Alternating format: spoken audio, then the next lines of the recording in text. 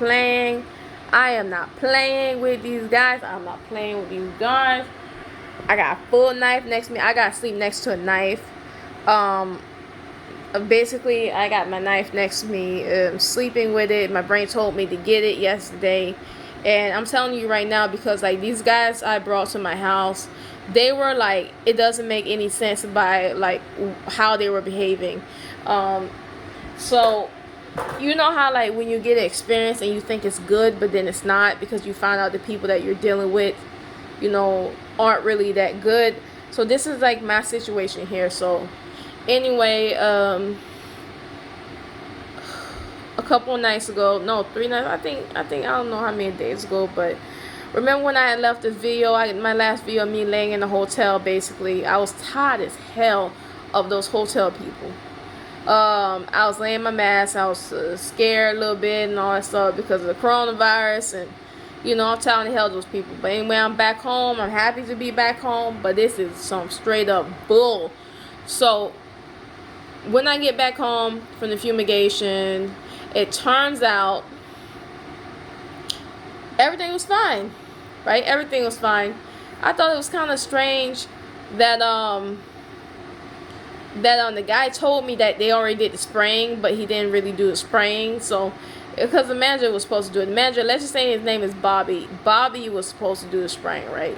So that's the only thing strange about it. I'm like, okay, so this guy must have lied to me, because Bobby is I'm gonna say it right now. Bobby seems to come off to me like he's emotionally like very high, like emotionally high strung. Like it seemed like it doesn't seem like he's a sociopath or a psychopath, because that's the opposite. It seemed like he has borderline personality disorder. He seemed like he's very easily to get attached to somebody. So when I was talking to him, it seemed like he was super excited to see me or something. When people do, like when they up and when they down, all that stuff. And he was up and he was super excited to see me. He was super excited to talk to me and something like that. I guess like he must have a little crush on me or something like that. This is a grown man. Of course, grown men get excited too, but this dude like look like he's in his 40s.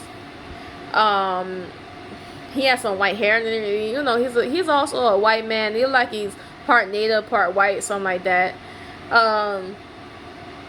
Okay, I thought the guy was cool, and I thought he was cute. I mean, like when they had everything that was like everything was on basically point, right? The showing up, to doing the work, to doing this and doing that. The dude was so nice. I had an attitude one time because of this guy, screen guy that didn't, seem like he wanted to really deal with me or talk to me at all. I had an attitude with, I told the manager that, I told Bobby that, and he seemed to be really nice with me, even through the phone call, even when I was mad. I thought it was racism, why the screen guy was treating me like that, which is a different company. But this is where, like, when shit, like, really hit the fan was when I came back home.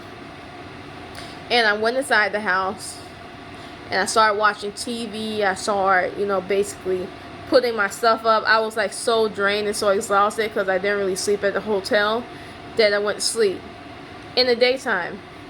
I left the hotel like 12, but I got here like 12:10, 12:15 p.m. in the morning. So it's daytime. I finally went to sleep, and so when I woke up, it was night. But at night, I wasn't sleeping anymore. So guess what I did? I watched some more TV. I helped straighten up things. I helped take out my suitcase. At least most of the stuff. I've been lazy as hell. Take out most of the stuff in the suitcase. But, and around 2 a.m., dark, just pitch black outside. 2 a.m., 3 a.m., I started to hear my dog bark. I was so busy doing something, I said, okay, I'm going to check later. And then I forgot about it. But my dog was barking and barking his head off. My dog sounded like he was far away. I said, what's happening to my dog? But I was cooking something. So I'm like, okay, let me go back to the stove. I go back to the stove to take what's off the burner, cooking. And I remember, I think it was hamburger. I remember my dog was scratching at the front door like he wanted to be let in. I said, why is my dog at the front door? He's supposed to be in the backyard. The backyard is closed in by a fence. So he's not supposed to be here. So I let my dog in, and then I had to go to the backyard and check the fence. The fence was wide open. The fence was supposed to contain a lock on it. So that is very strange. My dad locked the fence. So let me tell you guys what happened. What happened was that when these guys were doing the tenting, my dad didn't have the key to the house. He thought he had the key to the house, but he didn't. So he gave the guys the locks to the fence, right? The locks and the keys, so that they can open and close it, so that they can put a tent around the house. The house itself was open, unlocked, no key to it. That means it was unlocked. So by the time they took down the tent, about time it still had, a little bit of chemicals in it. Anybody could have walked in there and took whatever they want, pretty much. And so that's bad. But nobody did. Nobody take anything from the house. Nothing.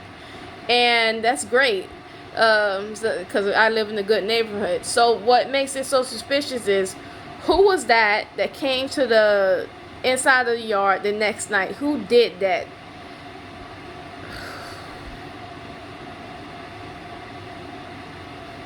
I don't know who did that.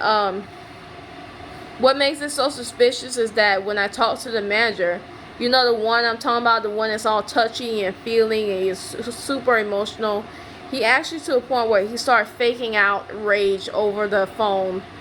It was fake. The rage is fake. And I called him. I told him to call me back or something like that, because I got busy on the phone call. He hated that, and he started fussing at me because of that. I said, "What's wrong with this guy?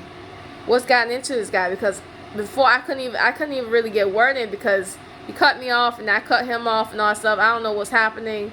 He's like, "Oh, you playing with the phone tag with me, all that stuff." It's like when I was doing like business, serious business on the other end. And I don't know why the guy was taking it so personal. But then again, maybe he's touchy and feely. Maybe he just has a crush on me or something like that. I don't know. But you still gotta be professional. You're working a job. So anyway, I told the guy about what happened. He told me that he didn't know what happened. He didn't know who did that. His guys are all trustworthy. He met all of their family members, all that stuff. And then he told me, "Oh, break-ins usually happen the day after fumigation." And I was like, "What do you mean the day after fumigation?" The day after fumigation, I mean when you guys are home or something like that. I said, "You told me earlier that break-ins happen after the fumigation, after the gas is gone, because the burglars, kind of would guesstimate, when they enter somebody's house." That's what he told me. They will try to do stuff like that. But the robberies don't happen when the person's already back home. That doesn't make any sense to me. And the only person who had the lock and the key was you guys. You guys are the only ones that had the lock and the key. So why in the world is the fence back open? And the guy's like, "Oh no, I trust him. I trust him. I trust him. I trust him." I said to the manager. I said to Bobby, let's just say his name is. "Yeah, whatever, man." I told him, "Whatever, man. It's he ain't ever gonna make a damn thing." That's and it's crazy, because it's like he goes from being super nice to like rude, very rude and disrespectful. Like he goes from like he wants to be over to his house, and then he acting like he don't want to be over here anymore or something like that. I don't know. But it's so awkward, because it's so not awkward, but so forgot the name of it. Ironic. It's so ironic because later on he tells me that he's coming over to the house right now, and I said, "Why are you coming over to? You told us no." I said, "I thought you forgot." And my dad said, "Hey, he said he was gonna come next week, but why is he coming so early now?" As I said, the guy act like he really likes being over at this house. I guess it's super strange. I got a knife next to my bed. I'm sleeping with it. I don't know who in the hell unlocked that fence, but my dad don't have cameras. I've been telling my dad this for months, because I already knew something was going to happen. Maybe somebody wanted to break into the shed, because there's a shed right here in the backyard. Yeah, it is. You guys want to see it?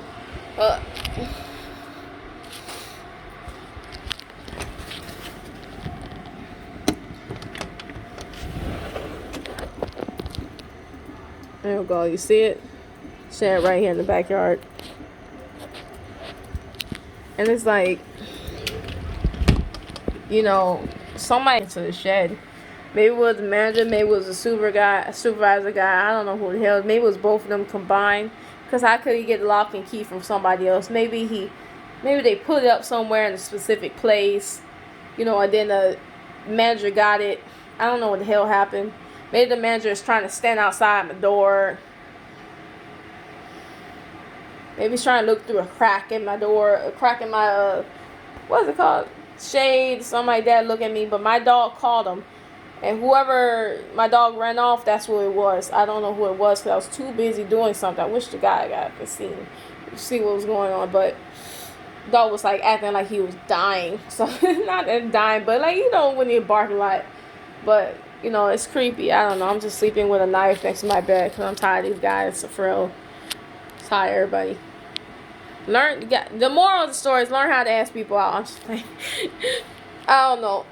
Maybe they want to steal shit. Maybe they want to spy. Maybe they want to come in and kill me or something. I don't know. Bye, guys.